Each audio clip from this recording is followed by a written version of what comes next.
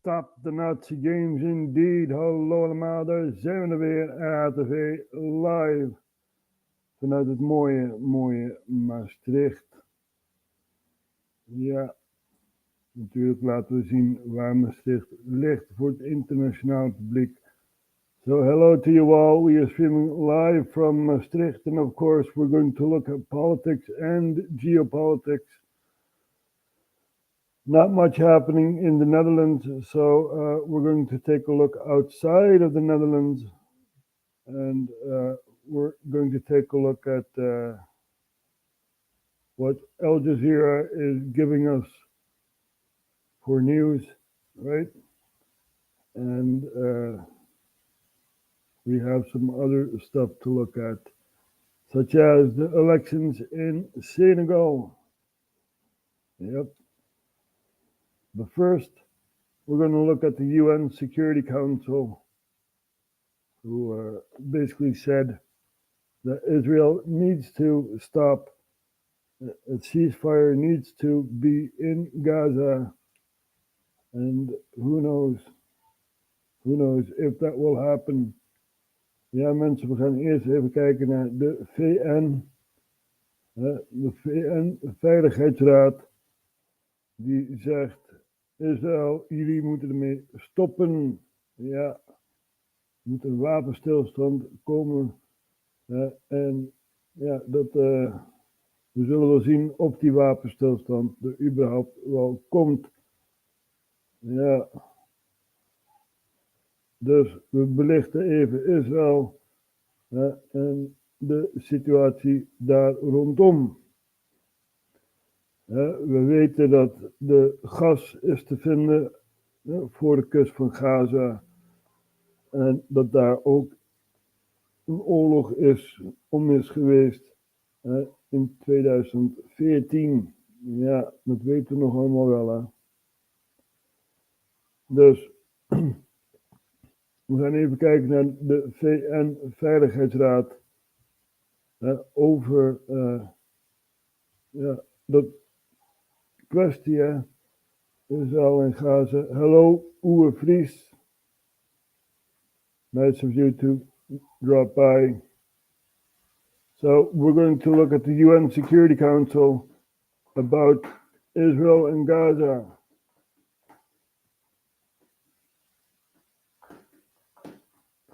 They pass a ceasefire resolution with no US veto. So, yeah, what does that mean? Of the draft resolution contained in document S/2024/254. Please raise their hand.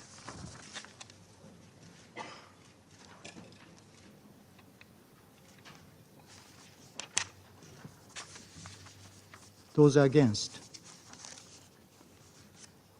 Abstention.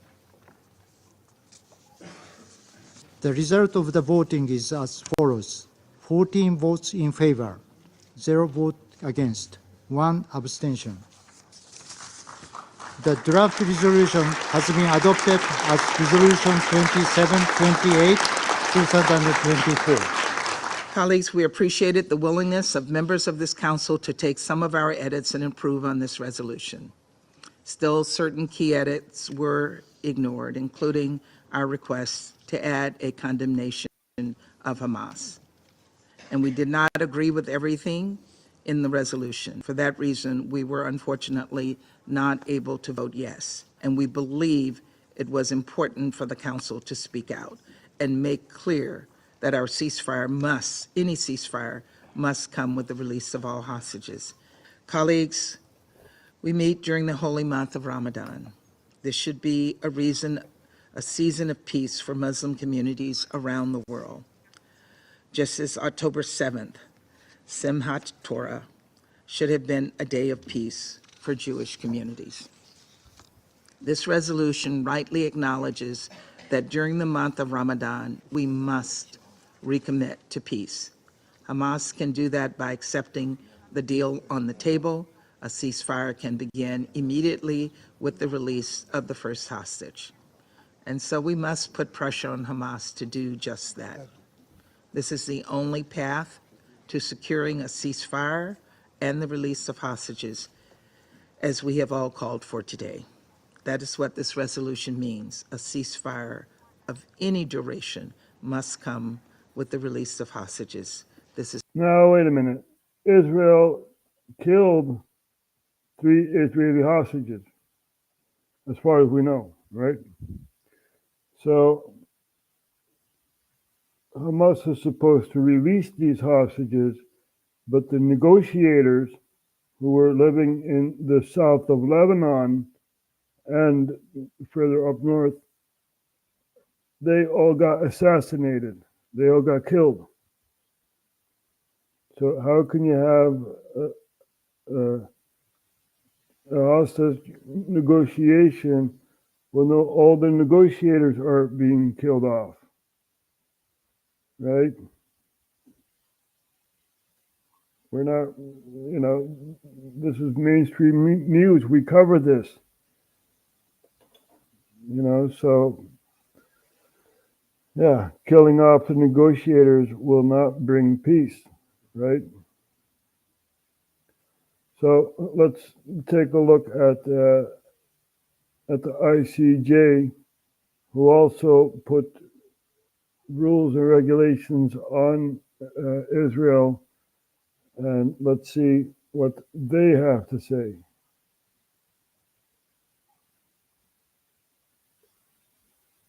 Here we go. Will the ICJ's new orders help the people of Gaza under attack? Allow supplies into Gaza, saying famine is setting in there. But its previous orders in the war have so far been ignored. So what's the significance of this latest ruling, and can it help Gaza's people? This is Inside Story.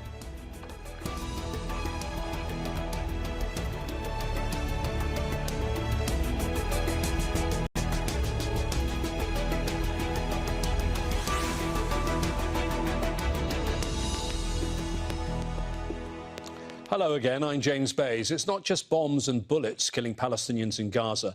Starvation is now claiming lives in the barbaric conditions imposed by Israel on 2.3 million people trapped in one of the world's most densely populated areas.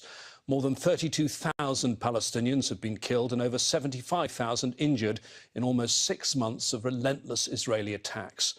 Now the entire population faces danger too from hunger and a lack of basic medicines. The situation is worsening so fast that just weeks after previous orders, the International Court of Justice has made new ones. They direct Israel to allow aid and food supplies into Gaza and stop famine from spreading. The decision by the court's judges underlines the increasing isolation of Israel and its staunch ally, the US. But Israel's ignored the court's previous rulings on the war, as well as a UN Security Council resolution for a ceasefire. So what difference will the ICJ's new orders make, and will they be of any help to the people of Gaza? We'll be discussing all this with our panel of guests in a moment. But first, this report from Umwe Kulson Sharif. It's a long walk for a bowl of food or soup. Muhammad Mahmoud Abdul Al hopes he won't return empty-handed. He and his family in northern Gaza are trying to survive on lemon, pepper and water. The situation here is very difficult. There's no food or drink. We move from place to place. We have been without food or drink for the past day. Our houses and schools have been destroyed. Our neighbors and loved ones have been martyred. When I go out sometimes, I fear I won't come back. Tens of thousands of Palestinians across Gaza are in a similar situation. It's prompted the International Court of Justice to issue new measures, ordering Israel to immediately act to address the catastrophic humanitarian crisis caused by its war on Gaza, and to open more land crossings to allow desperately needed aid into the Strip. ICJ judges said Palestinians in Gaza are no longer facing only a risk of famine, but that famine is setting in. The order is legally binding, and the court has told Israel to take all measures to ensure unhindered humanitarian assistance to Palestinians in Gaza. The new measures are part of an ongoing case brought on by South Africa, accusing Israel of failing to uphold its commitments under the 1948 Genocide Convention. In January, the ICJ ordered Israel to guarantee humanitarian assistance to civilians in Gaza. I think it is clear that this is going to be a key aspect of the discussion for South Africa going forward. This is potentially what might make or break the case in terms of... To play devil's advocate, right, they did give humanitarian aid. But when they gave humanitarian aid, Israel was at a distance looking at the sniper rifle and shooting Palestinians. So they did give humanitarian aid, but, whilst killing Palestinians.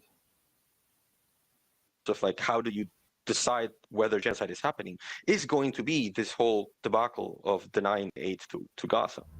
Aid agencies accuse Israel of severely restricting supplies of humanitarian aid into Gaza with lengthy security checks, creating crippling shortages of food. Supplies can only arrive through 2 border crossings.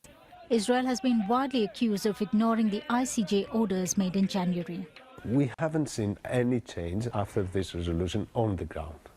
We haven't seen any impact in the people's lives there every day. We haven't seen any impact in our ways of delivering the humanitarian aid. Despite the United Nations Security Council calling for an immediate ceasefire, the Israeli military continues its assault on Gaza, further crippling aid supplies. A UN experts report this week has also accused Israel of genocidal acts in the Strip. The ICJ has asked Israel to report by the end of April on all the steps it's taken to abide by the new provisional measures. In the meantime... So this is what they're doing in the Gaza Strip, right? These people have no future. They have nothing but the rubble that they live in, right? Very, very sad thing to see. But we don't choose sides. We just show what's happening, right? And we're also going to show some Israeli airstrikes into Syria, next door neighbor Syria. There's a frozen conflict in Syria, and the proxies are still, staying in many cities in Syria. So it's a frozen conflict. So this means that Iran is in Syria, and Israel and Iran aren't very friendly towards each other. So, they tend to attack each other. So Israel is shooting missiles into Syria. You don't believe me? Well, we got video footage of that happening.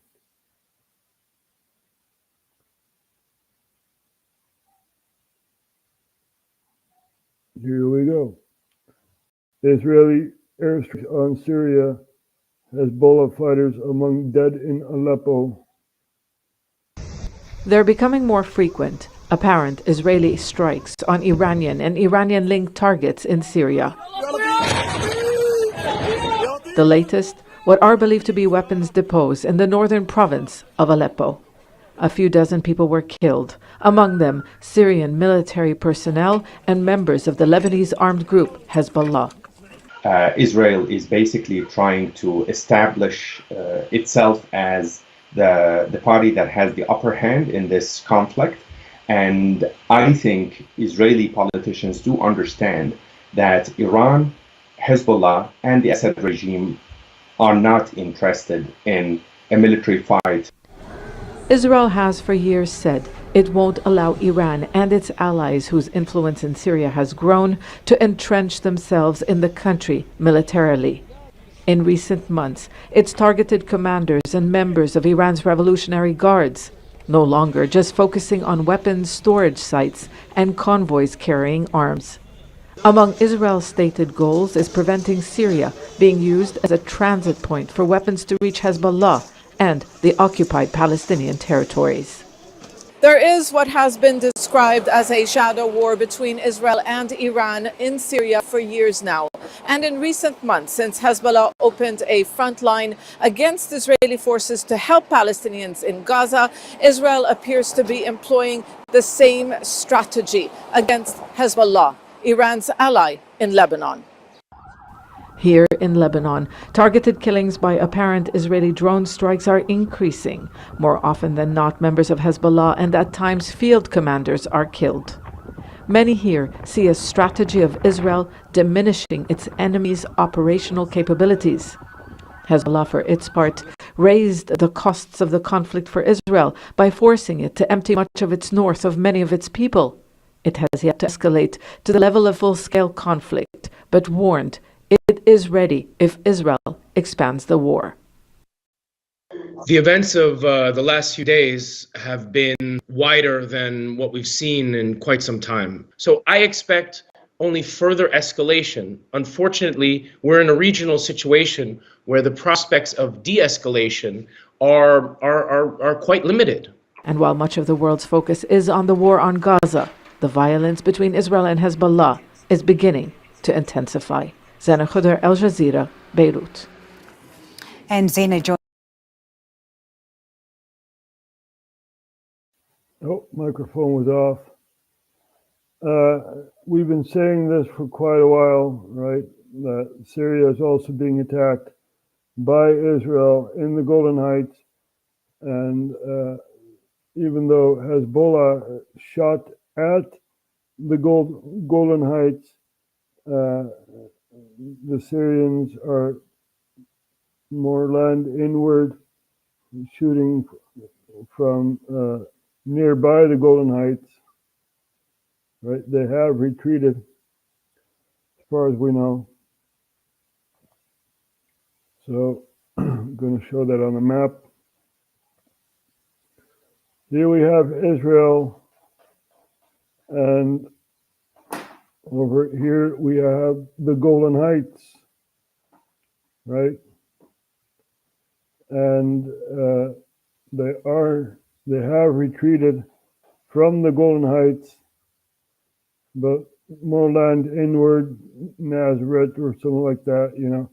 They shoot missiles towards Syria. And, you know, it's a very, very sad thing to see, because not many countries want this.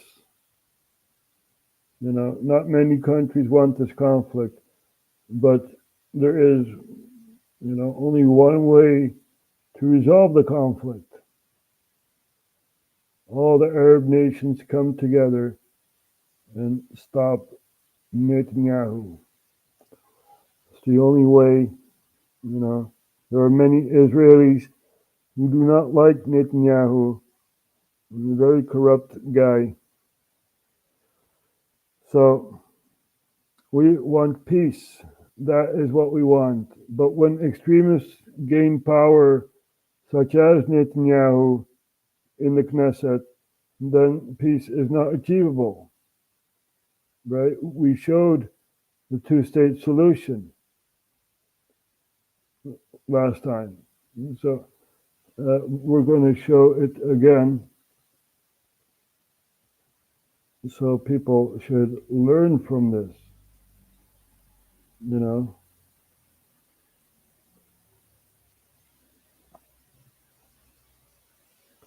So we just found the video, and the two-state solution has been on table for decades,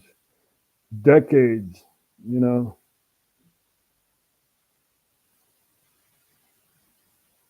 Here we go. Is a two-state solution for Israel and Palestine possible? The new state of Palestine. It's long been seen as the answer, but remains elusive.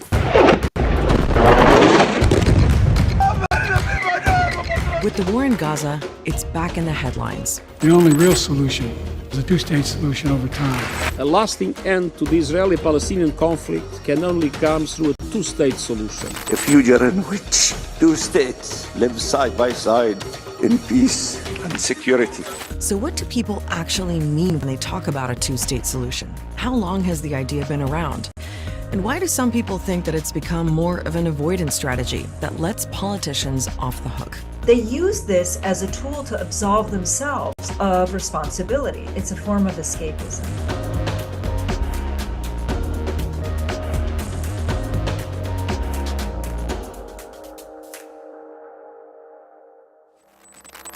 The two-state solution is all about deciding how this land is divided, who lives there, and who controls it. Now, you might think it's about getting Israelis and Palestinians to agree on a simple split, but there's nothing simple about it. Just look at the map for a start. This is Israel. And then you have the Palestinian territories, which are under Israeli military occupation and cut off from each other. We explained the whole history, you know, the English mandate, the UN, granting Israeli state and stuff like that, you know, so we know our history, right? We know. So very interesting. Is a two-state solution for Israel and Palestine possible? I don't know, right? First, you need to get the extremists out of the Levant, right? And then you can maybe build up something. But when you have a power vacuum, you have many other countries trying to take over the power vacuum, right? So what you basically need is more countries participating in this whole conflict. You know, more talking to many factions, right? We want peace. That is what we want. We don't want war, right? We don't want a power vacuum within the Middle East, within the Levant. We do not want that. We want peace. So first you need to get rid of the extremist factions that run Israel. And then Hamas will be broken up. You know, you'll see that there will be peace in the Levant. So we're going to focus our attention to Senegal. Last time we looked at Senegal, it was pre-elections, right? The elections was last week Sunday, and now the results are in. So we're going to take a look at Senegal at the presidential election and who had won.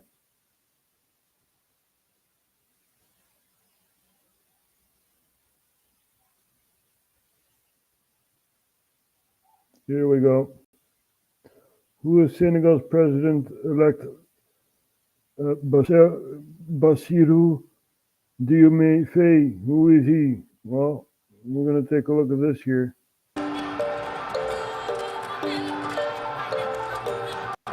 Africa's youngest president. Je m'engage à gouverner avec humilité, dans la transparence, à combattre la corruption dans toutes les échelles.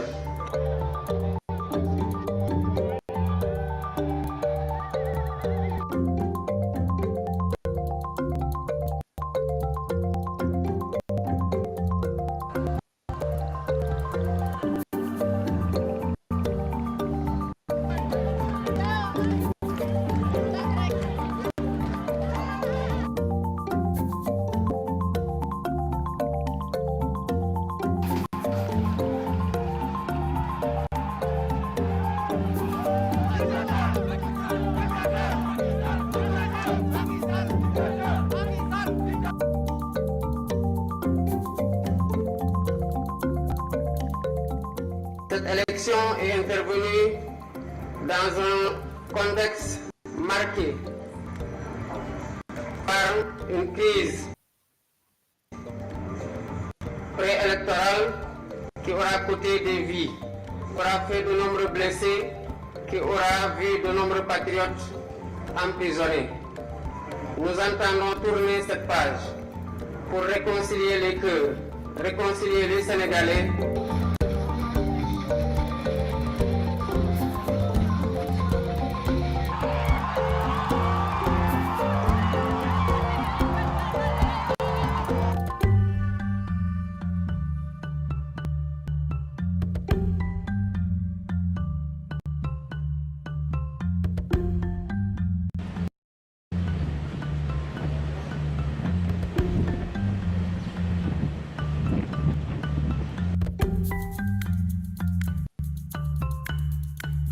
So there we can see the Senegal elections, right? The president used to be in prison, and now he's president. That's how it goes in such countries. So this was 3 days ago. Bassirou Faye was in prison. Now he's said to be Africa's youngest president after winning Sunday's delayed election. Who is Senegal's next leader?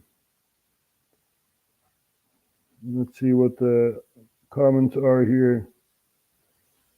Not Africa's youngest president, but Africa's youngest democratically elected president. Stop trying to sideline with Traoré. We love Ibrahim Traoré so much, haters. No idea who that is, but may Allah bless him and the people of Senegal. Amen. Freedom for all Africa and around the world from Zionist Western new imperialism. Yeah. Congratulations on becoming the President of Senegal, wishing you success, wisdom, and prosperity as you lead the nation forward into a bright future. Let's hope so. Let's hope so, right? And many, many comments wishing him all the best. So, yeah, we'll see what the future may bring to Senegal. So let's also take a look at Dave Politis talking about missing people in rural areas. Very interesting. Hey there, friends. Dave Politis, Kenya Missing Project, a copyrighted edition for our video channel. Thanks for being here. Now, we're going to talk about one missing person case today, and we're going to get into it pretty far. Before I get into that, got off the phone with my distributor today, and the movies are going up. And what happens is that they have to send the movies to the various outlets, Tubi, YouTube, Amazon, Vimeo, etc. And then they have to be screened, make sure there's no viruses on the copy. They have to get uploaded. They have to set them with commercial times. It's a long process. I just got told today it's going pretty good. So they hoped in the next 2 weeks, the 3 movies I own will be back up, which is good news since it's been a year since I've gotten one dime. And then some people made some snide remarks in the last couple of movies about, well, I'm complaining, and I'm not complaining, friends. I get a lot of questions, why aren't my movies up? I'm trying to explain it politely. It's frustrating to me to have these issues come up, and I apologize. But it's about the movies. I got an interesting note from my partner from YouTube about the complaints about people being unsubscribed. So in the last 3 months, I've talked to a lot of content providers. And it seems like there's quite a difference between some and others. I know a lot of people here get unsubscribed weekly. Others say they've never been unsubscribed, but they never get notified about the movies. Well, that's just as good as being unsubscribed. I've got friends that talk about much more mundane topics and are much more middle of the road, and they've been around for a while. They never have any people unsubscribed. And they said, explain it to me again, Dave. And I explained it to them. They said, that's bizarre. It's never happened to us. So they said, let me check with some people. This guy gets back to me and goes, no, none of the people I know have had these problems. And I said, well, I've heard from others that they do have the problem. Well, YouTube said that they are having a problem on some platforms, but it's going to be quite a while before it's fixed. My partner said they didn't know what that meant, but they didn't give it a lot of hope that it's going to be anytime soon. Lovely. But I did hear today from a pretty good source that Elon Musk is fed up with what YouTube is doing. And he's put some of his best engineers for the last 6 months on a project to build something that's competitive with YouTube. Oh, I hope so. I hope so. Same here. I hope so too. We've looked at a couple other platforms. We're getting pretty close. And obviously I'd rather go with Elon than anybody else. And I hope he can come through with it. And I have a lot of faith that if the rumors are true, he'll come through. So that's that. And that's good.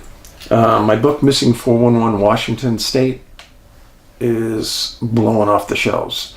Thank you, the many of you that have ordered it. A lot of people have ordered 2 copies and 2 hats. I've got a lot of good reports on the hats. Again, if you want a copy, go to our website, NA like North America, nabigfootsearch.com. Go to the online store. All right. This case involves a young boy named Terry Cook, 3 years old, went missing April 24th, 1948. I'm pretty good on dates. Names, not so good. Dates, I'm pretty good. And right when I see 1948, I'm paying attention. 1948 is one of those years that has more disappearances than many other years surrounding it. Not even by a little, it's a lot. And again, these are only cases that match our profile. So when I see these dates come up, I start paying attention. Well, Terry lived in a place called Rockwood, Maine. Kind of in the northern part of Maine, near the west. It's way up there. This is the outskirts of Maine, Canada right here. This is Dover, Foxcroft, Greenville, Jackman. And if you can see, there's just tons of water around this whole area. And that's where his family lived. Now, his dad was a lumberman. His name was Leslie Sr. And he had a daughter Well, he had a sister named Maureen and a brother, Leslie Jr. And the family lived in Rockwood. Didn't have a lot of streets. And if you still look at it today, there's not a lot of streets in Rockwood. It's a pretty small town. It's a beautiful area, though, and it's still very thick around that city with woods. Well, the family described Terry as a delicate child. Not quite sure what that means, but I have a pretty good idea. Well, on April 24th, 1948, at about 3:15, Leslie Sr. took a couple block walk in the city to the store to get some things. Well, he's gone about 15 minutes, and the family said that Terry went outside, and they all thought that he was going to go out and meet his dad coming back. Well, Dad didn't come home for another half an hour. So he left at 3:15, and about 3:45 he walks in the door. The wife asks him, "Hey, you got Terry with you?" He says, "No." He said, "Well, he went out looking for you." He says, "No, I never saw him on the street all the way coming in." So the family goes out and they figure he's just crossed the street with buddies doing something. They look all over. They don't find him. Now, multiple articles stated that Moosehead Lake, which was about 2 blocks from their house, was still frozen over. But the family searched all the streets in the city, didn't see him, talked to people, nobody saw him.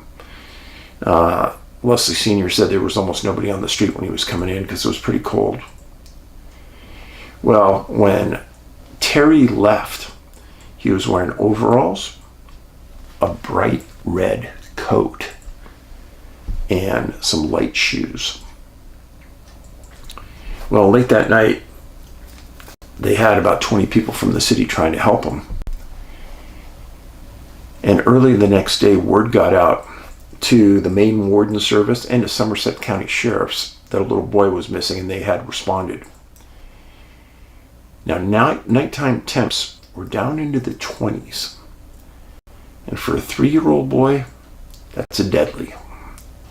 Now, he did have a coat, which was good, but everyone knew it was too cold to survive many of those nights.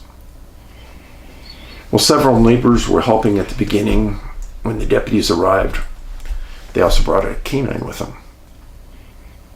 This is weird because 2 different articles said 2 different things. One article stated that the canine went from the house straight down to the lake, where the lake was frozen over. Okay. Another article said that the dog didn't pick up any scent and they sent it home the next day. I don't know what to believe. But it would seem odd that the dog would go straight to a lake that's frozen over.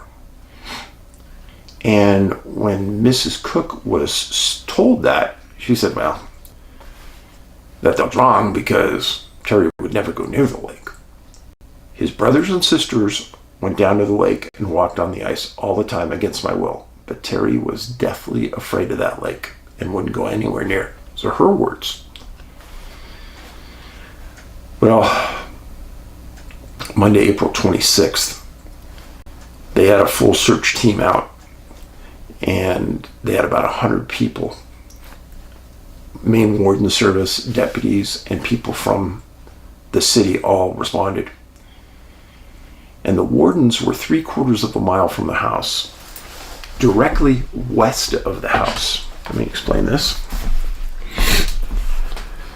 So the family lived in Rockwood. This is Moosehead Lake. It's a big lake. Well, they lived in Rockwood, 3/4 of a mile this way. This is Blue Ridge, and this goes all the way down into the city, kind of a rolling ridge line.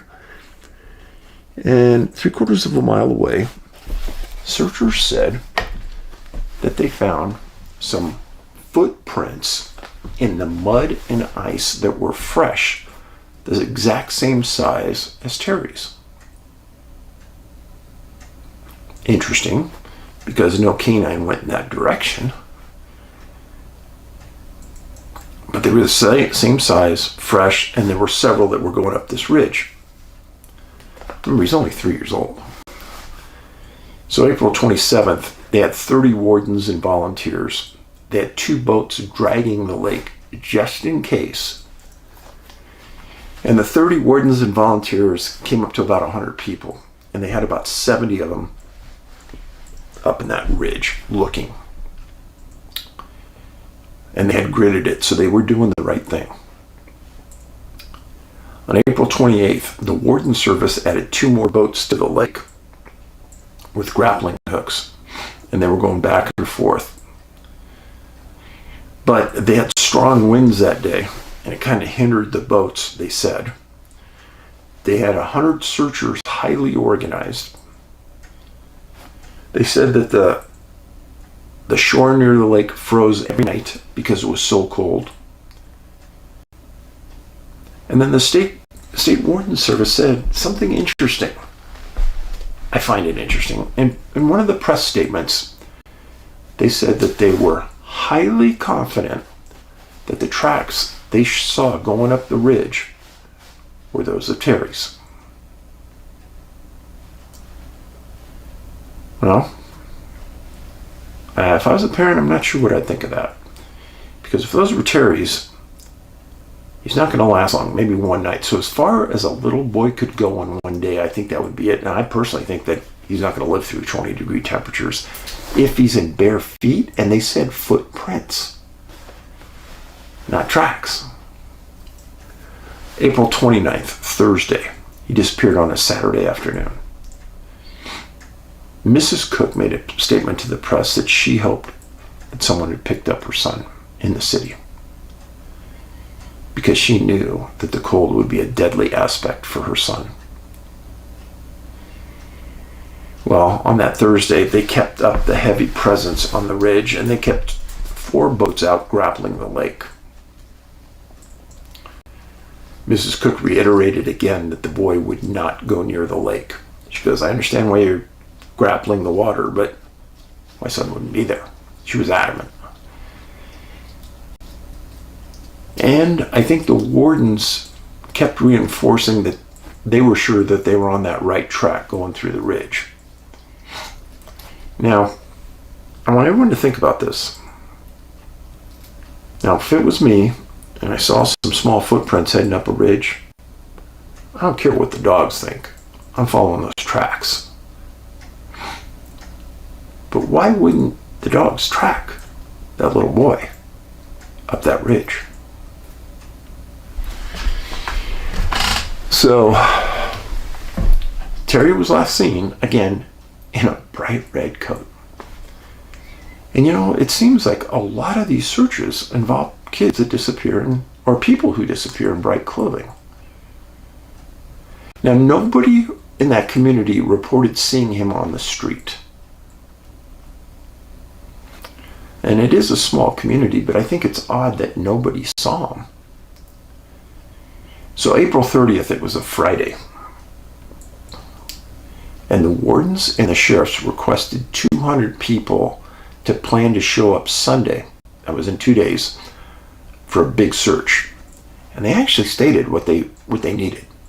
They needed you to be out all day, 8 to 10 hours. They needed you to be wearing good boots, and you needed to be wearing clothing that you'd be going over rocks and hillsides and getting dirty.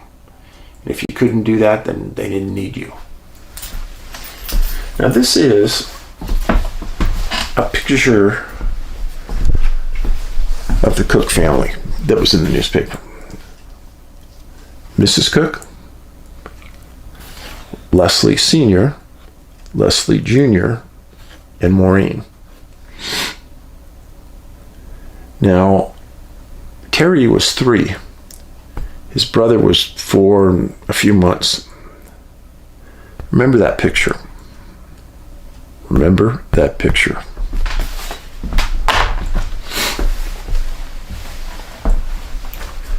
So, on that Friday, the wardens and the sheriffs had 200 people on site, and they had many people from the lumber mill that were friends of Leslie Sr. And a lot of those people took the whole week off looking for that little boy.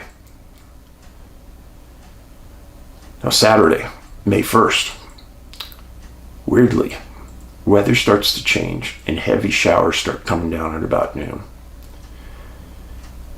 The sheriff said that it drove searchers off the mountain because the rain was so heavy. And then when the rain started to let up, they said it was super windy and they couldn't grapple the lake at all. So May 2nd, the big day, 200 people show up. And what does it do? Heavy rains again.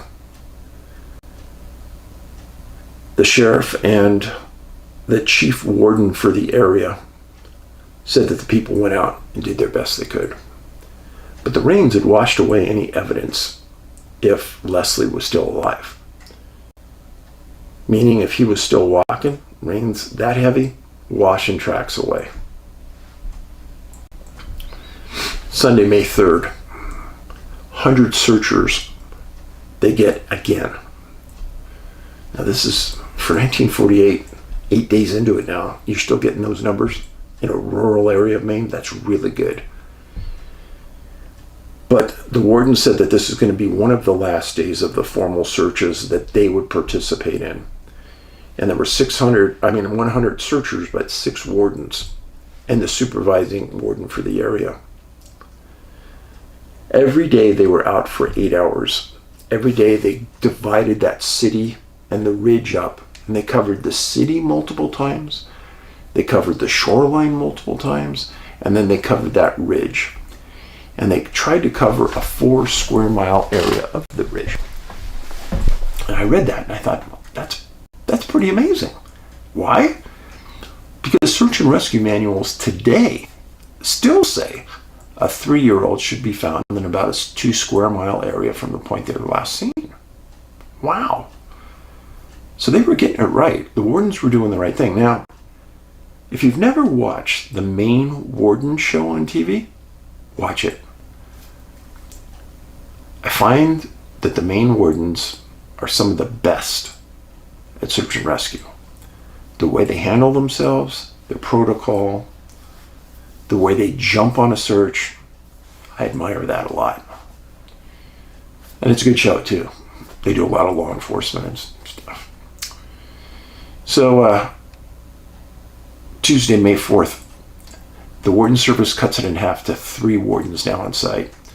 And they had handpicked 6 of the best woodsmen from the prior week. And what they were going to do is something that was brilliant.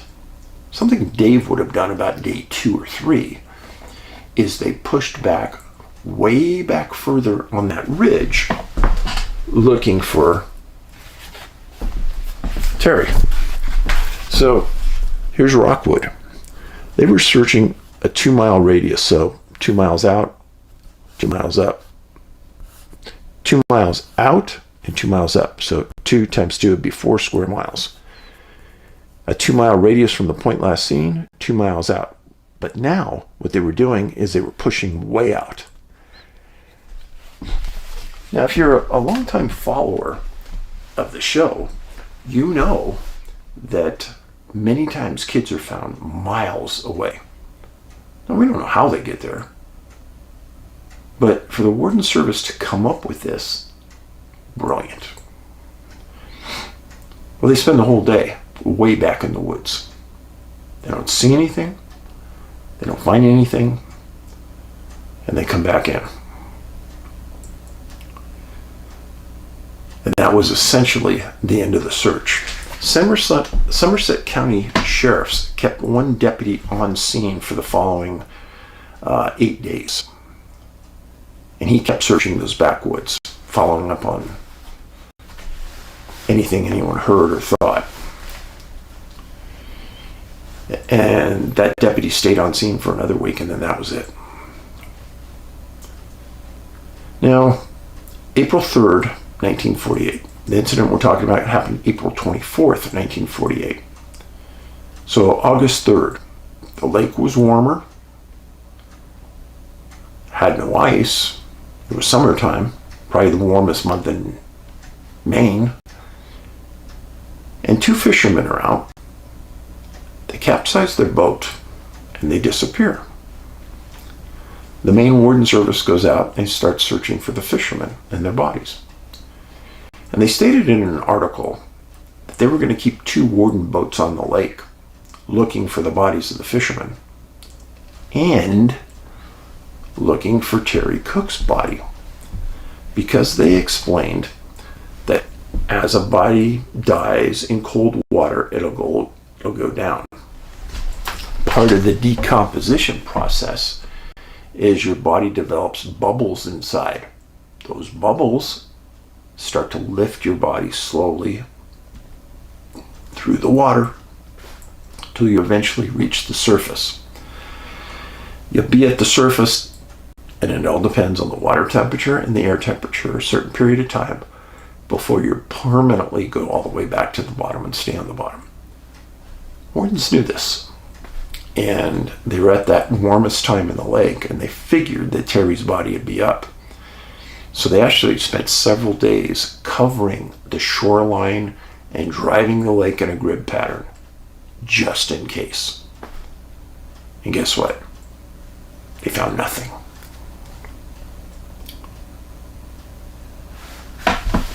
Now, 10 months after Terry disappears, February 10th, 1949, Leslie's older brother, Leslie, is on Schoolhouse Hill sledding down the mountain with a bunch of kids. And his dad's there watching him. Well, Leslie gets going a little fast, goes down the bottom of the hill, and keeps going out onto a roadway.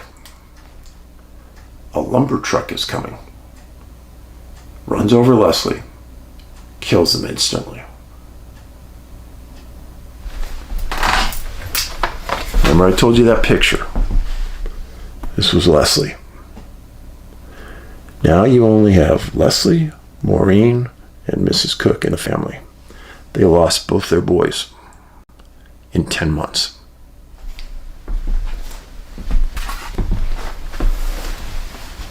If I was their friends, if I was a dad, I couldn't have done it. I couldn't go on. You'd have to put me in a psych wing. I'd go crazy because I'd have so much guilt. When I read this, I couldn't believe it. I kind of asked myself, are some families cursed? How much can any one parent handle?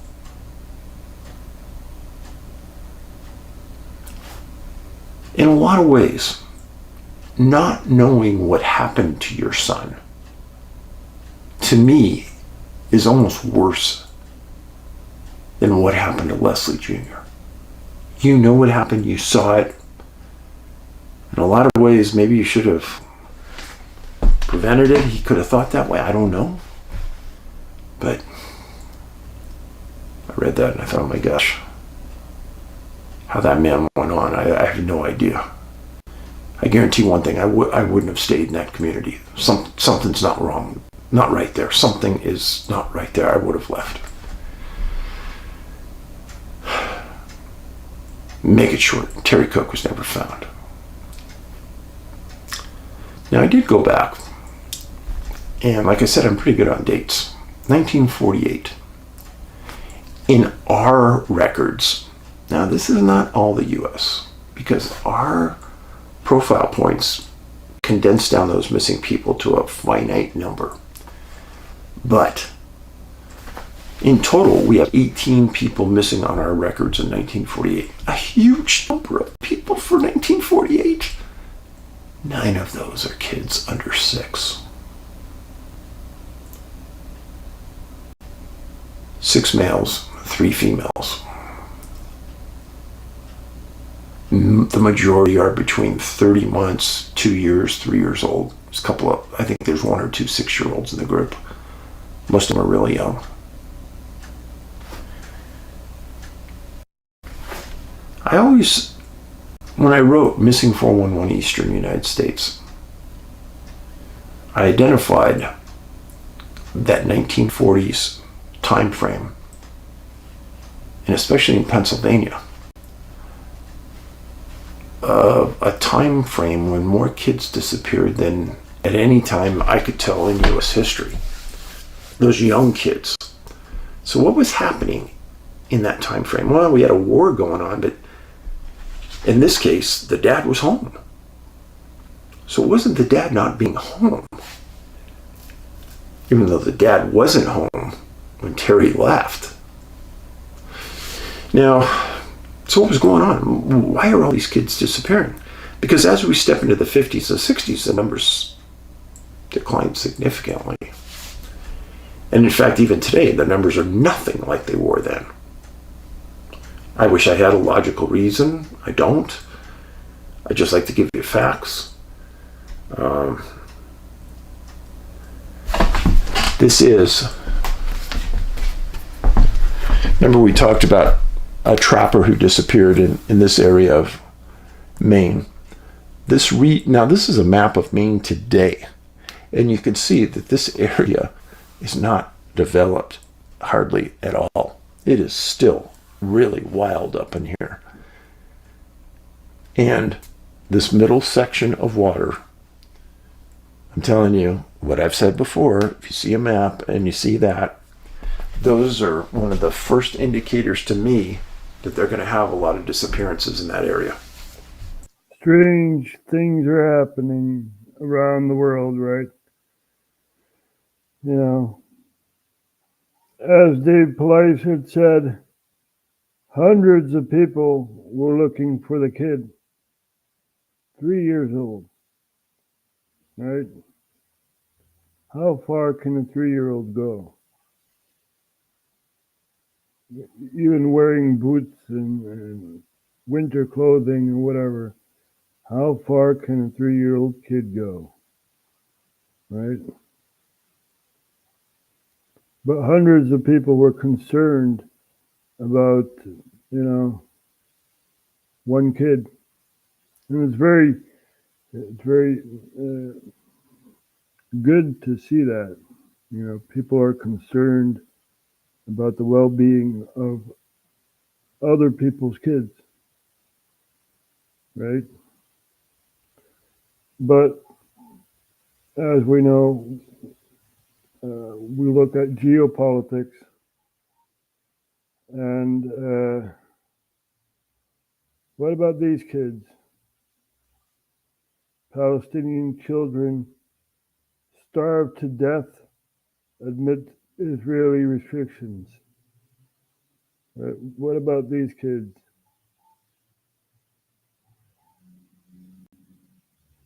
Very, very sad thing to see what's happening over there in the Middle East. Every person has the right to live, right? How many people are concerned about the starving kids in Gaza?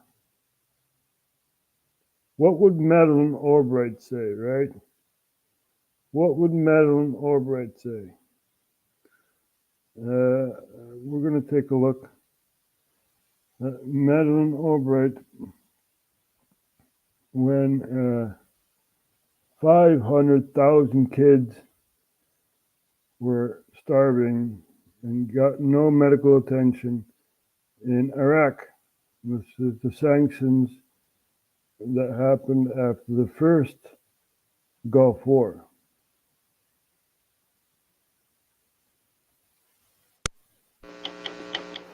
We have heard that 500,000 children have died. I mean, that's more children than died in Hiroshima. And is the price worth it? I think this is a very hard choice, but we think the price is worth it. What? Can you repeat that? We have heard that 500,000 children have died. I mean, that's more children than died in Hiroshima.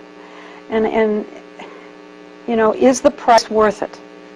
I think this is a very hard choice, but we think the price is worth it. Oh, the price is worth it, right? Is that how you think about humans? Right? Just a pawn within a massive chess game, right? Is that how you think about humans? How does Zbigniew Brzezinski think about humans? Right? Let's take a look at Zbigniew Brzezinski. We all know who he is, right? The founder of Islamic Jihad, the Mujahideen, that basically broke apart after they won against the Soviets. So we're going to take a look at the founder of Islamic Jihad, Zbigniew Brzezinski. First time in human history, for the first time in all of human history, almost all of mankind is politically awake. Damn and right these we are. new and old major powers face still yet another novel reality, in some respects unprecedented. And it is that while the lethality of their power is greater than ever, their capacity to impose control over the politically awakened masses of the world is at a historical low. I once put it rather pungently, and I was flattered that the British Foreign Secretary repeated this, as follows. Namely, in earlier times, it was easier to control 1 million people, literally. It was easier to control 1 million people than physically to kill 1 million people. Today, it is infinitely easier to kill 1 million people than to control 1 million people. It is easier to kill than to control. You know, Zbigniew Brzezinski is a shadow player, or was. He's dead. But he was a shadow player, you know. He was behind the political aspects.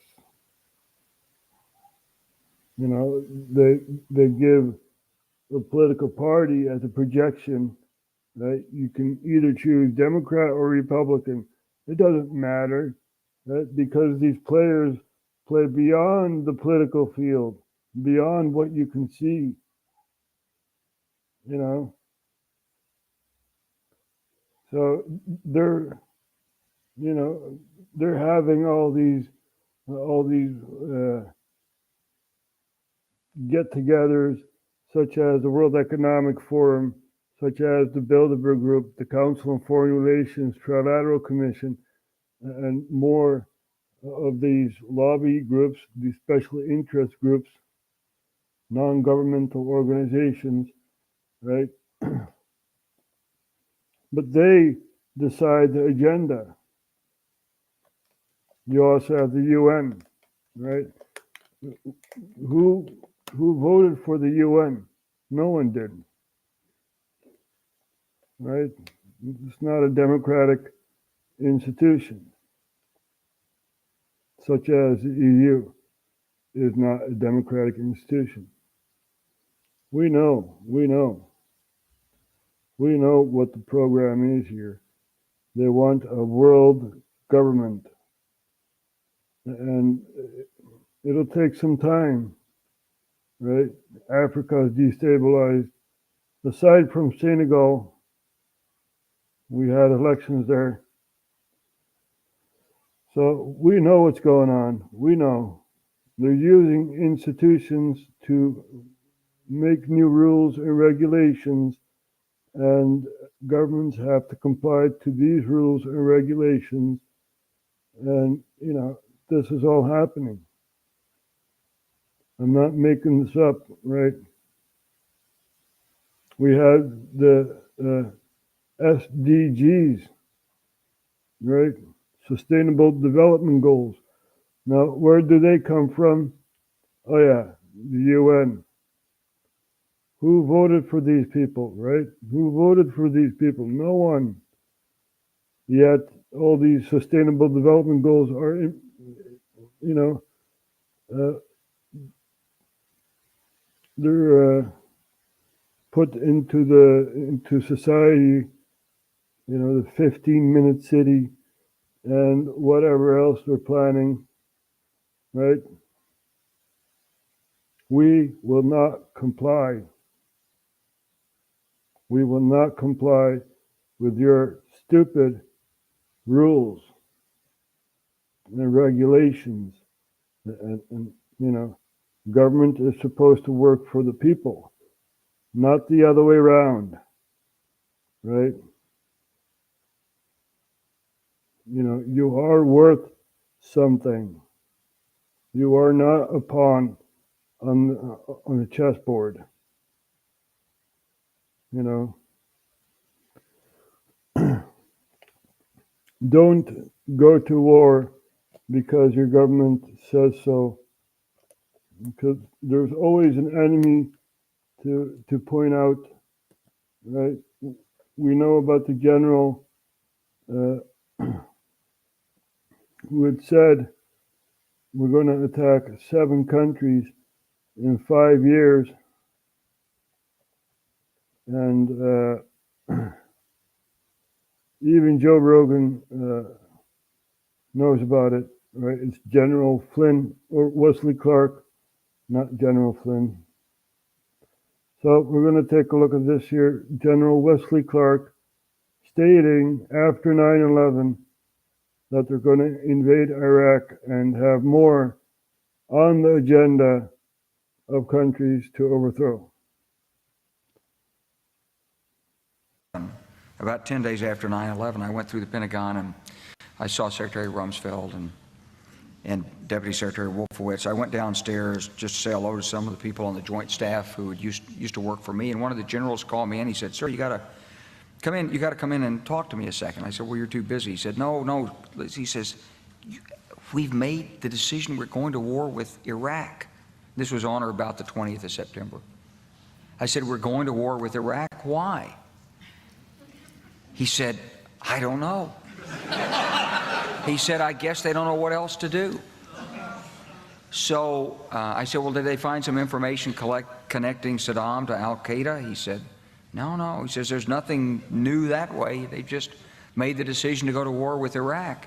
He said, "I guess it's like we don't know what to do about terrorists, but we've got a good military and we can take down governments." And he said, "I guess if the only tool you have is a hammer, every problem has to look like a nail."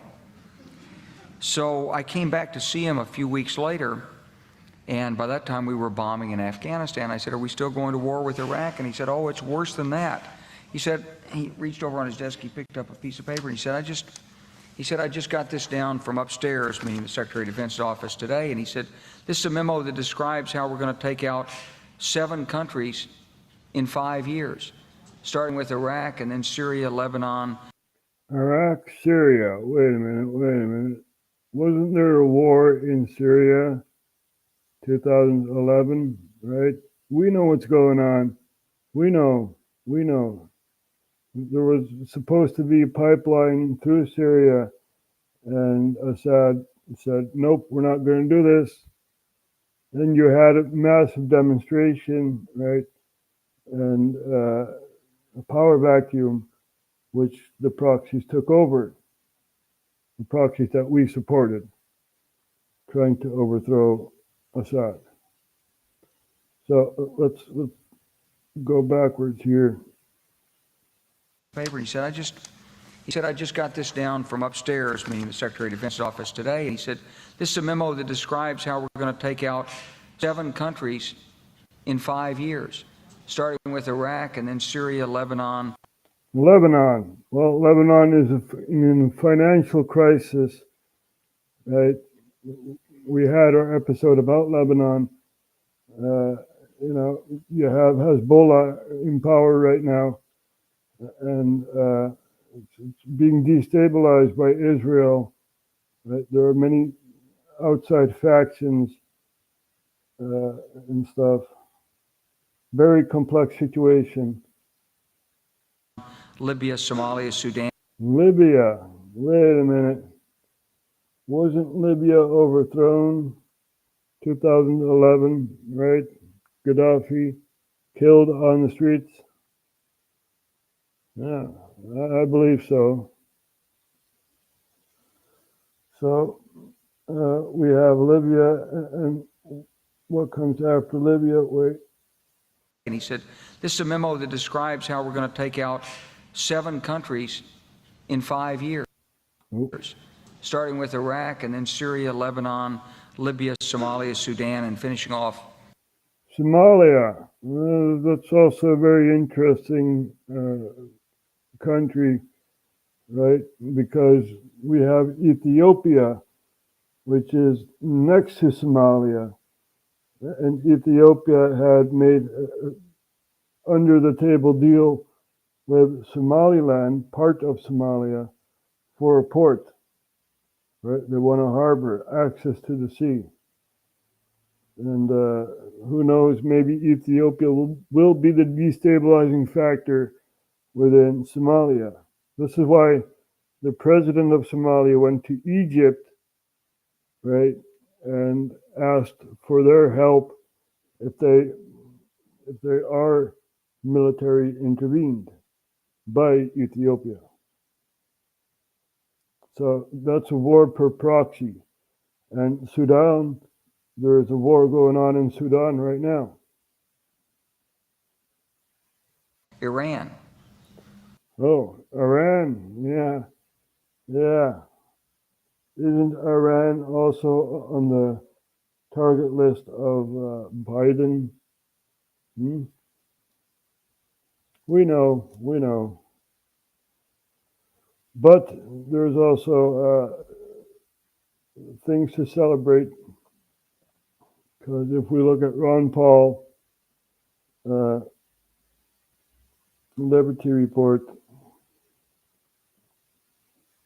you'll see that the support of Israel is waning. So, not many people want to go to war. And,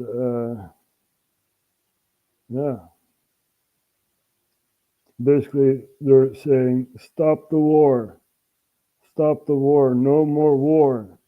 We've had enough of war. The American people are expressing a dramatic decline of support for Israel. So we're going to take a look at this here. The truth leaked out.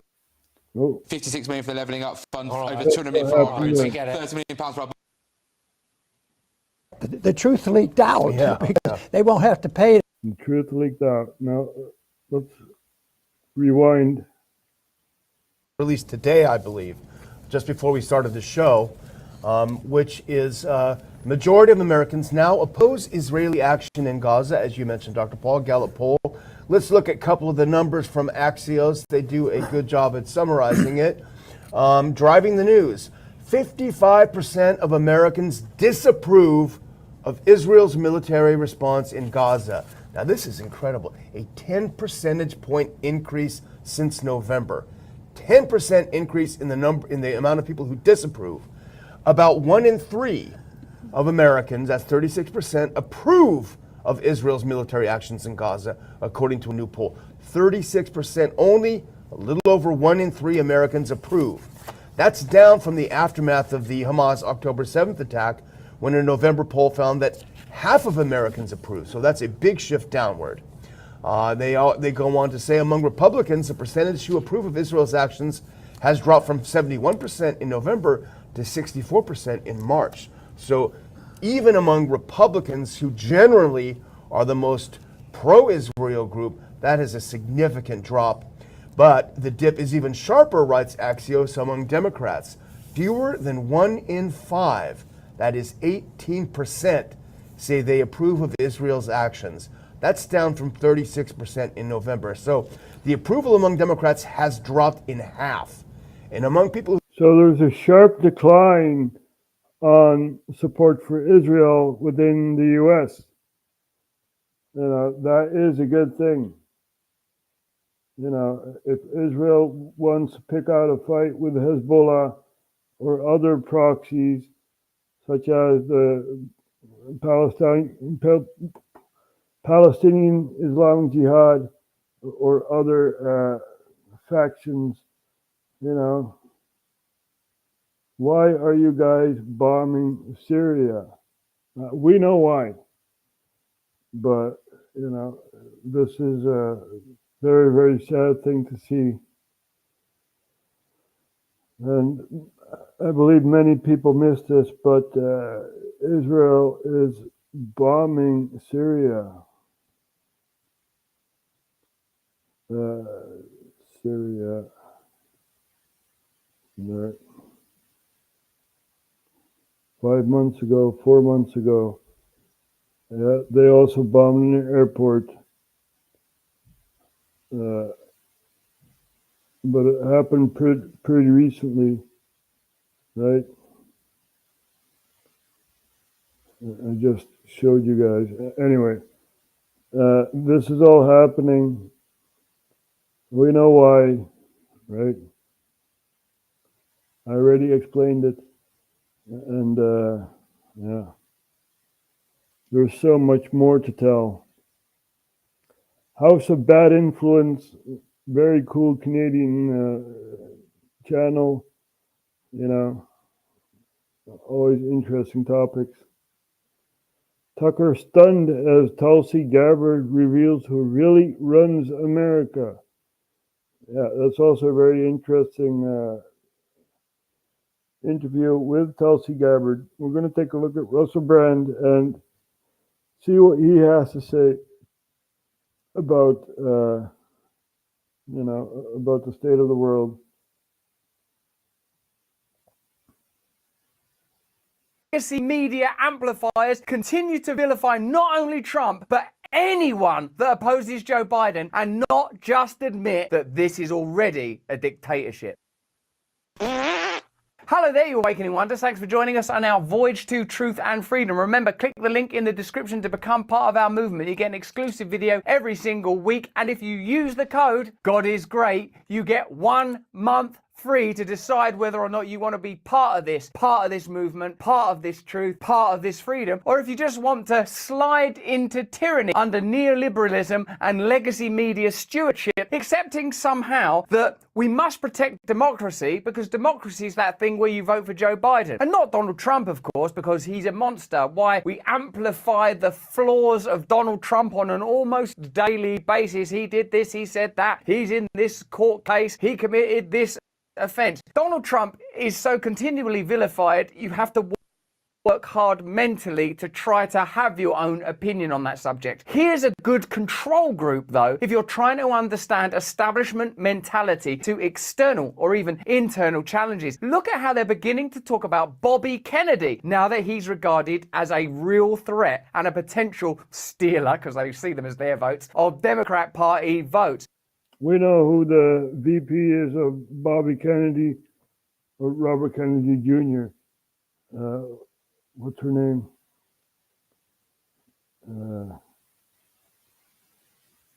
Shannon something. We're going to look it up, right? So, better to have Robert F. Kennedy Jr. than to have Biden, right? Even Cornel West, the Green Party, anybody. Oh. Let's,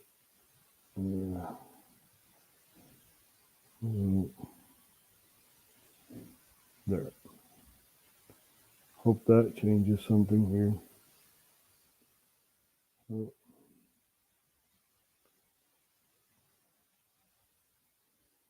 Maybe refresh the page. So, anyway, choosing from, you know, bad to worse is... The Democrats have deployed an army of lawyers to bring... Well,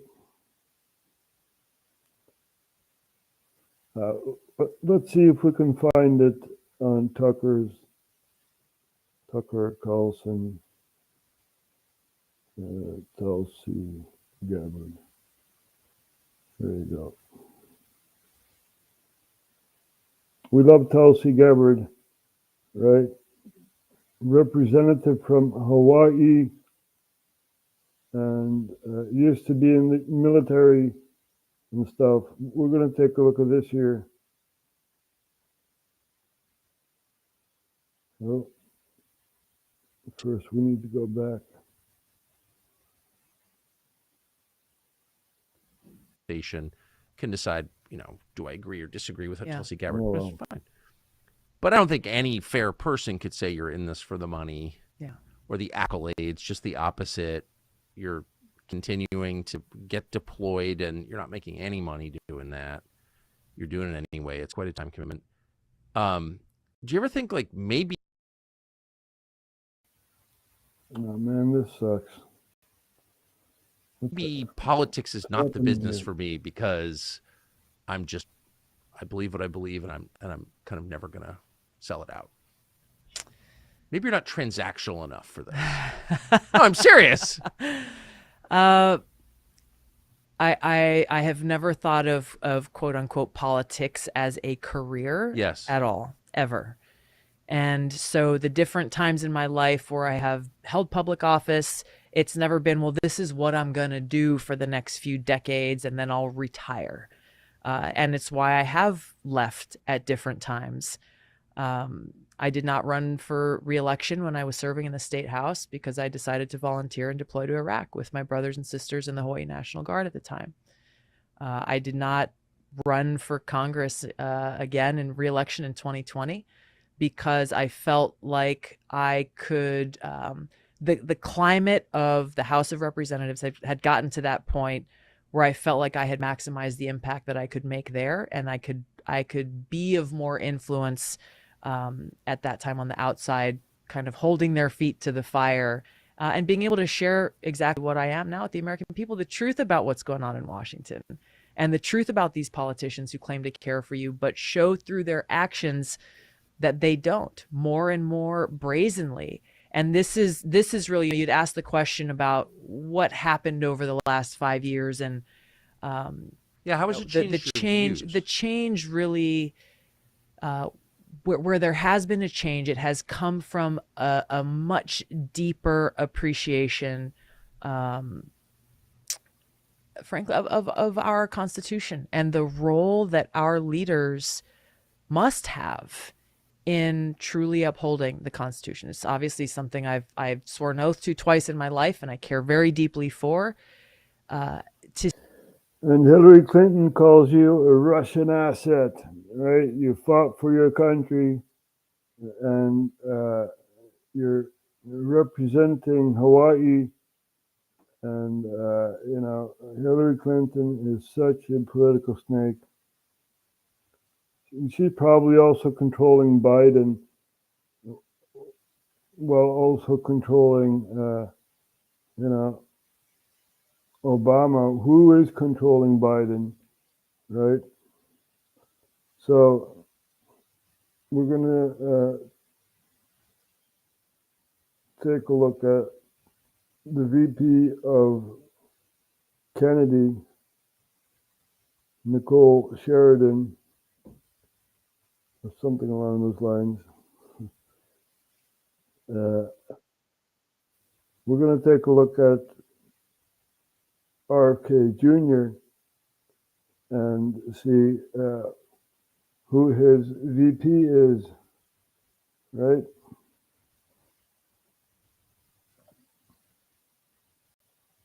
RFK Jr. picks his VP. So it's a quite a long speech. So we're going to skip forward and show the Vice President of Robert F. Kennedy Jr. if he will win. Rather have this than Biden. Making statements using words and sentences. As recently as a year ago, I really didn't think much of Bobby Kennedy because I didn't know much about him. Right. All I had was a mainstream media narrative that was effectively telling me horrible, disparaging things. But then a friend who's here today pulled me aside and she said, Nicole, please do me a favor. Just listen to an interview with Bobby Kennedy, just one. So I did. And then I listened to another one and then another one, and I recognized that the person who I was seeing in these interviews was the exact opposite of the media slander of his character.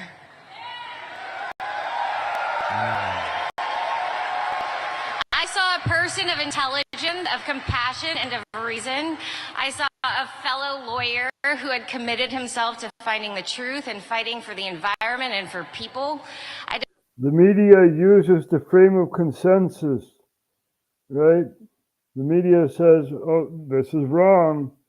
Iraq has weapons of mass destruction, blah, blah, blah, blah. You know, they make a frame of consensus. They make everyone scared.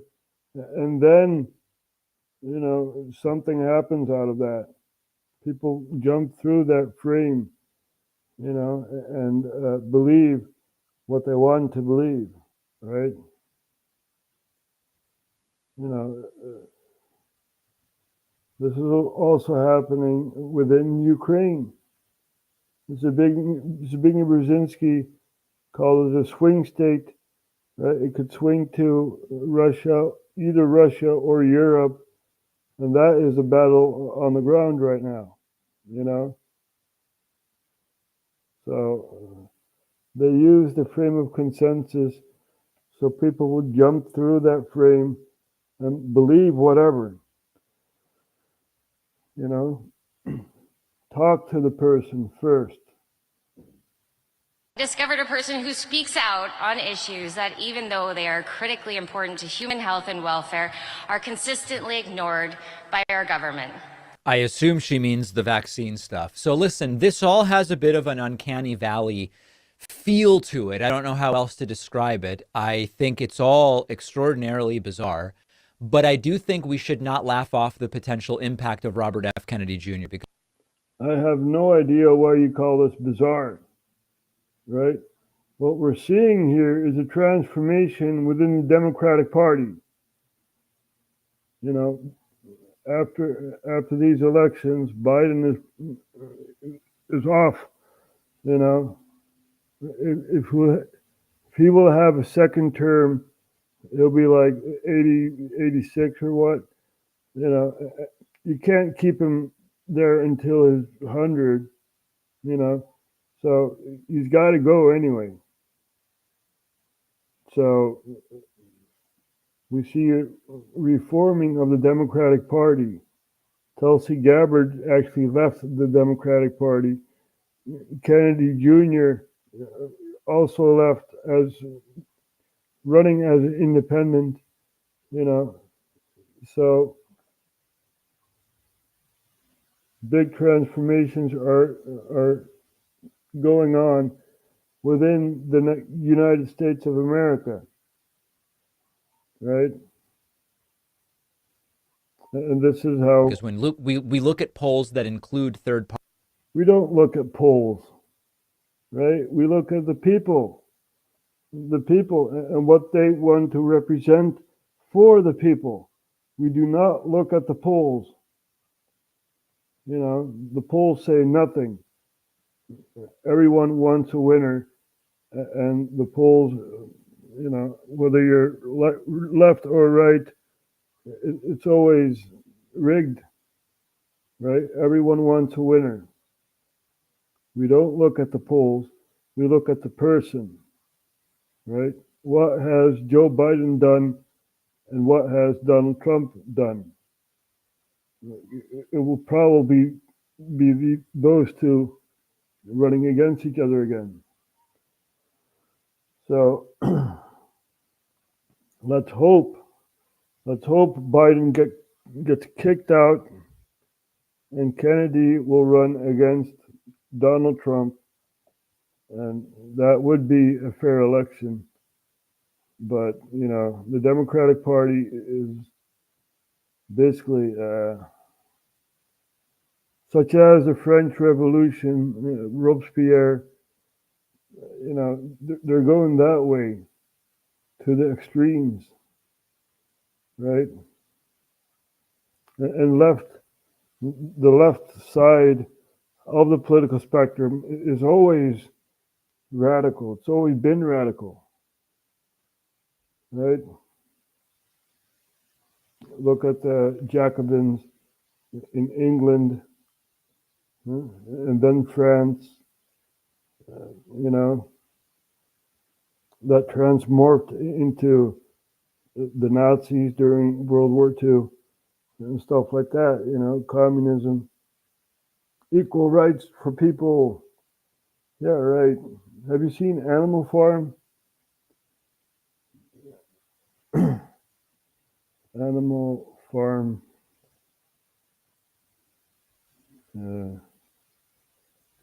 Two legs good. There you go.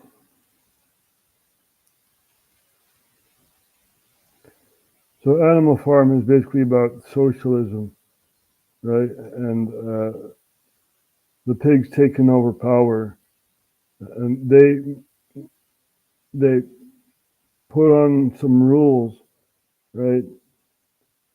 Animals are not allowed in the. You got to see the movie. I hope this is the good clip. Yeah. A new society, which they now named Animal Farm.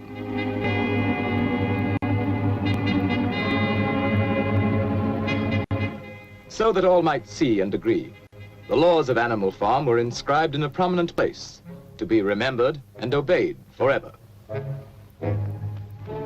No animal shall sleep in a bed. No animal shall drink alcohol. 4 legs good, 2 legs bad. Wings count as legs.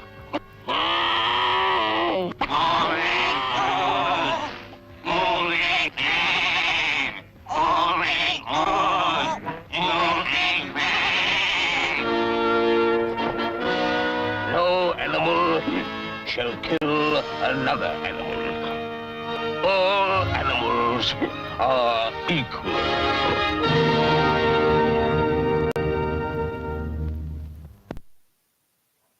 That's how it starts off, right? All animals. Literature gives us the opportunity to experience lives, perspectives, and worlds different from our own. Though remember, friend, a good story has many readings, and this is but one. The animals at Manor Farm are rejoicing in the success of their revolution, though you have some serious doubts that anything will get any better. Because if there's one thing you've learned, it's that life will go on as it always has, that is, badly. So you stay out of politics, even as the pigs take control of the farm, until they sell your horse friend to a glue factory. But now, is it too late? Benjamin the donkey may be cynical, but he's also one of the only animals that clearly sees what's happening in George Orwell's allegorical political novel, Animal Farm. Now, Zoe and I can see that you're clearly not familiar with the book, which is perfectly fine, because we love to share this story with folks. Isn't that right, bud? Up top, let's show this guy what our 6 legs can do.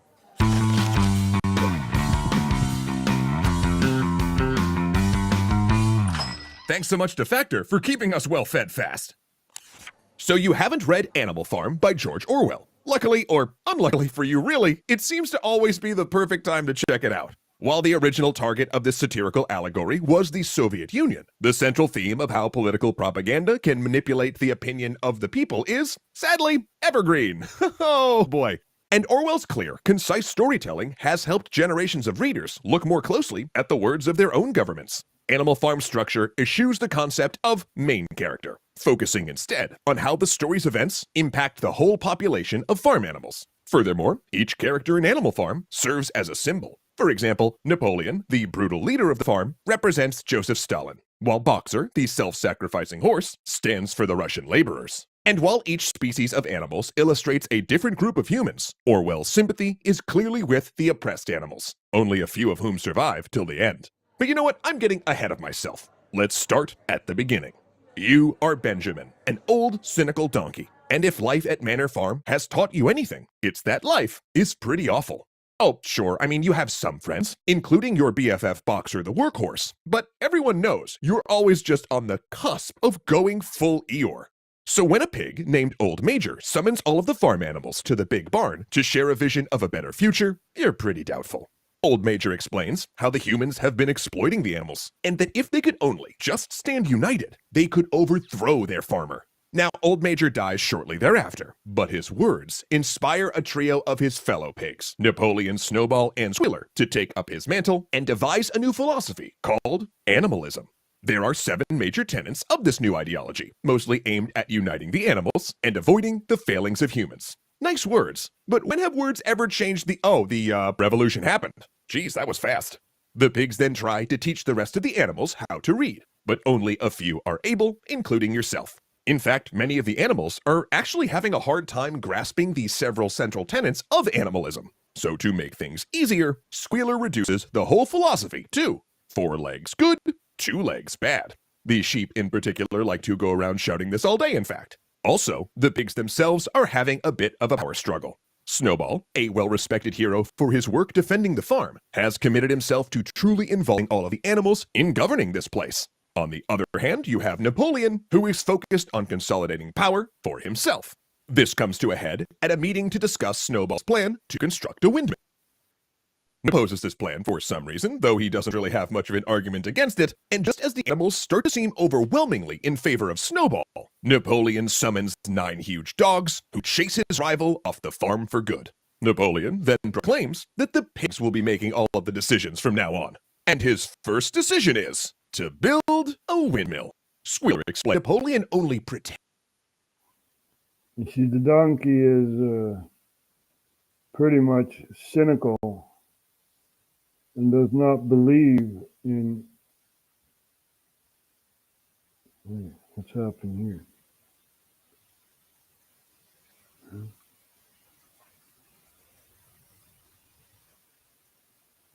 Are we still live? We still here? Yeah, we're still here. Anyway, the donkey is pretty cynical and does not believe in the freedoms that the pigs grant. You know, you got to read the book, right?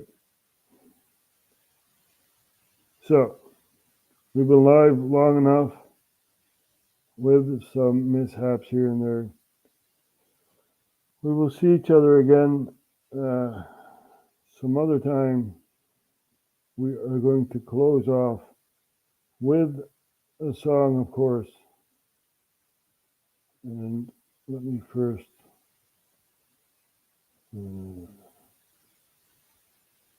so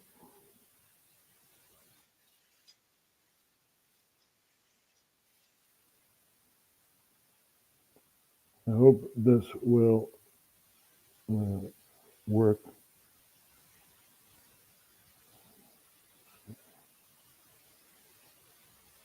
Anyway, we're going to show this here. Sincerely, a taxpayer.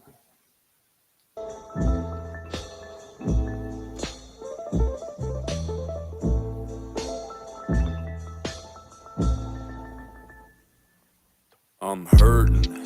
I can feel my money draining. They take everything I make and you wonder why I'm complaining. I break my neck to make this money, then they just come and take it from me. My wages ain't that great in the first place. I should be paying you nothing, but they keep on coming and they keep on taking. These motherfuckers go ham on me every time I bring them the bacon. And I wonder what it's for. Ukraine, great funding a war. Have we spent enough yet? Should I guess not? Look, here they come for some more. Fuck me, I'm sore. Sucks being poor. You had the same job for the last 6 years, wasn't struggling before. Back when Trump was in office, fuck all the junk that they called him. I never saw any of the shit that people always said he was in the comments. All of it was nonsense, I ain't even trying to ride him either. I'm just saying you gotta admit that shit was fine when he was the leader. It was fine when he was in charge. I never saw bills as high as they are. I never got chills just literally thinking about filling up my car. It shouldn't be that way. I don't care about Russia or Ukraine, but I do care about my own country. Is that insane? I care a lot about all the tons of money that we're paying, because it's mine, not yours, and I'm the one that feels the pain. I get taxed on my fucking ass for every dime I make. It'd be fine if they would spend spend my money wisely, but no way. It'd be great if they would take it and pay for important shit that benefited you and me, and not just wage your wars with it. And where the fuck are all the liberals? I thought you stood against this shit. I thought the war machine was your enemy. Now you're friends with it? Now you wanna go to war? Now you wanna fight? Now you wanna pick sides in a feud where everyone is white? Now you wanna get involved and go and blow a person up? I'm just saying, I'm surprised this altercation ain't diverse enough. No one deserves this stuff. I just don't believe the tears you weep. Countries where brown people get bombed every day. I don't hear a peep, you fucking hypocrites. Thought the race thing was your shtick. I thought as long as white people were involved, you don't give a shit. Those are your words, not mine. I'm just wondering why. Why do we have endless money for them and none for Hawaii? Why is it every time Zelensky needs a loan from someone, we're the only ones that give it to him like we owe him something? We got issues of our own here at home that no one's discussing, and they keep growing cause no one in power is gonna do nothing. We're stuck. How the fuck we gonna help somebody else when we can't even reach inside our own pockets to help ourselves? We could allocate that money to our own people in different ways, to clothe and feed and bathe and let them know it'll be okay. We could definitely do that. Don't tell me it's not that simple. People overcomplicate this and make it some fucking riddle like can't just feed everyone, are you insane? You know how much that costs? Way less than we've sent to Ukraine, I know that for sure. You don't have to be a mathematician or a foreign relations expert to figure out that division. You don't have to draw a graph to see it would cost a fraction to solve half of the problems we have and stop them from happening. I'm just saying, what kind of fucking world we living in? So many billions we've given them, when's Europe chipping in? When we gonna start splitting and stirring up the dividends and begin telling other nations it's your turn to lend a hand? Listen, I don't think Ukraine deserves any of this, but I also don't think Zelensky is as great as they said he is. I don't believe the media when they blurt shit on their shows. You'd have to be naive to think this dude's as pure as driven snow. No one is,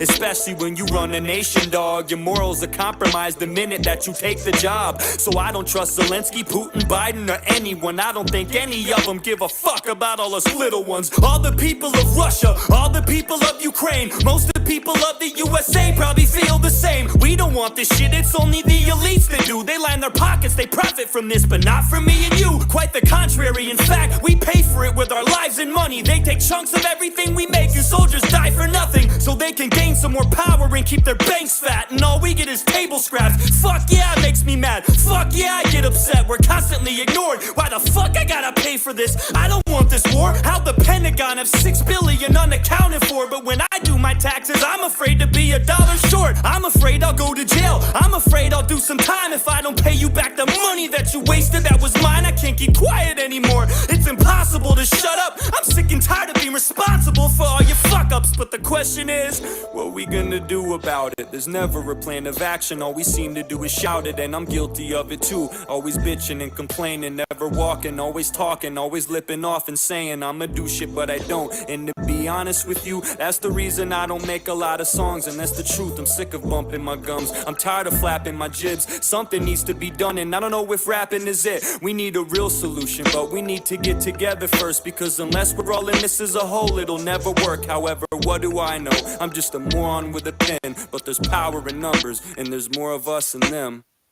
The table is tilted, folks. The game is rigged, and nobody seems to notice. Nobody seems to care.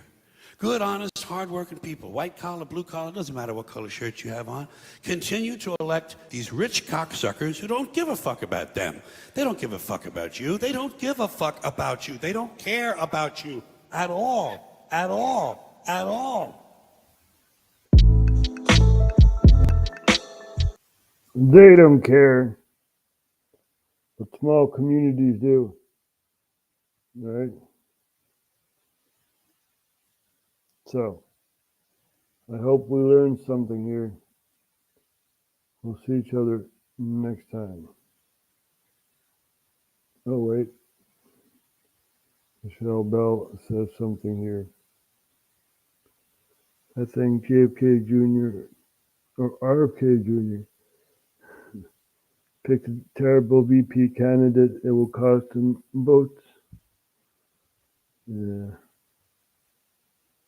Who knows? Who knows what the future may bring, right? Anything is better than Biden and cackling Kamala. So, I was closing off, so we'll see each other again